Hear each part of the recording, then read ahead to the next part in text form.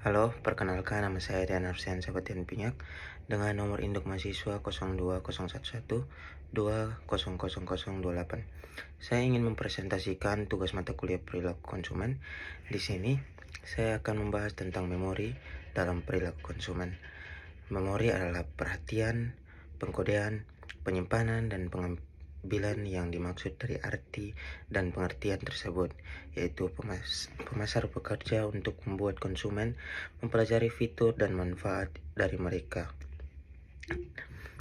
Harapannya adalah apa yang dipelajari konsumen akan mempengaruhi sikap mereka dan tentu saja pembelian mereka, atau yang dimaksud adalah konsumen mengingat apa yang telah mereka pelajari.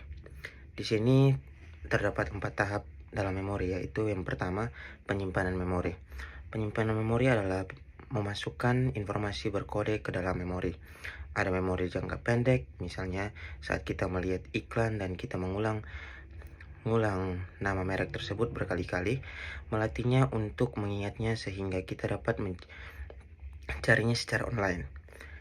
Sebagai perbandingan, memori jangka panjang dapat bertahan selama berminggu-minggu, bertahun-tahun, atau seumur hidup.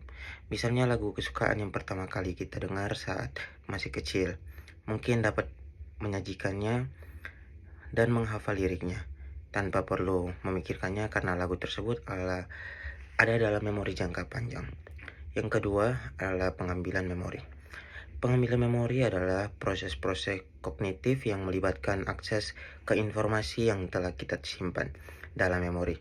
Pemasar memahami bagaimana bagian dari proses memori ini karena masing-masing harus diaktifkan agar manfaat merek dapat dipelajari oleh konsumen, berdampak pada pembelian konsumen di kemudian hari.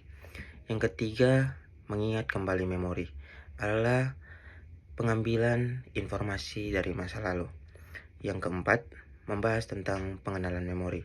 Kemudian ada faktor yang mempengaruhi bagian konsumen mengingat hal-hal tersebut dan seberapa banyak pesan masuk untuk memori dan ingatan dan kemudian dapat diakses, yaitu yang pertama adalah efek keutamaan, yaitu kecenderungan untuk mengingat informasi pertama yang kita temui lebih baik daripada informasi yang disajikan kemudian. Misalnya ketika seorang mencoba mengingat sesuatu dari daftar kata yang panjang, mereka akan mengingat kata-kata yang tercantum di awal, bukan di tengah. Yang kedua adalah efek keterkinian. Efek keterkinian adalah informasi yang baru saja ditemui atau disajikan akan lebih diingat. Ada juga faktor lain yang mempengaruhi memori, disebut dengan kategorisasi, yaitu menyimpan informasi dalam memori dengan mengkategorikan.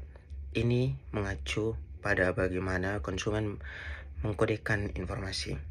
Salah satu tempat yang dapat dimanfaatkan pemasar untuk menerapkan teori kategorisasi adalah dengan memperluas merek, misalnya Ziploc, perusahaan yang membuat kantong plastik yang dapat ditutup kembali, mulai membuat wadah makanan, kotak plastik dengan penutupnya. Produk yang baru itu bukan hal yang sulit bagi Ziploc. Perusahaan mereka mengambil sesuatu yang menjadi keunggulan perusahaan, penyimpanan, dan membawa manfaat ke produk baru. Jika pemasar ingin konsumen membeli merek mereka, mereka perlu memahami cara konsumer berpikir dan belajar. Karena pemasar yang memahami proses pembelajaran, konsumen akan lebih efektif dalam berkomunikasi dengan konsumen dan memberi mereka panduan yang berguna untuk mempengaruhi perilaku pembelian yang diinginkan mereka. Pemasar seringkali melakukan riset pemasaran untuk melihat apakah konsumen telah memahami apa yang ingin dikomunikasikan oleh iklan. Mereka mungkin mengukur aspek-aspek memori konsumen, termaksud pengenalan memori. Sekian presentasi dari saya ucapkan terima kasih.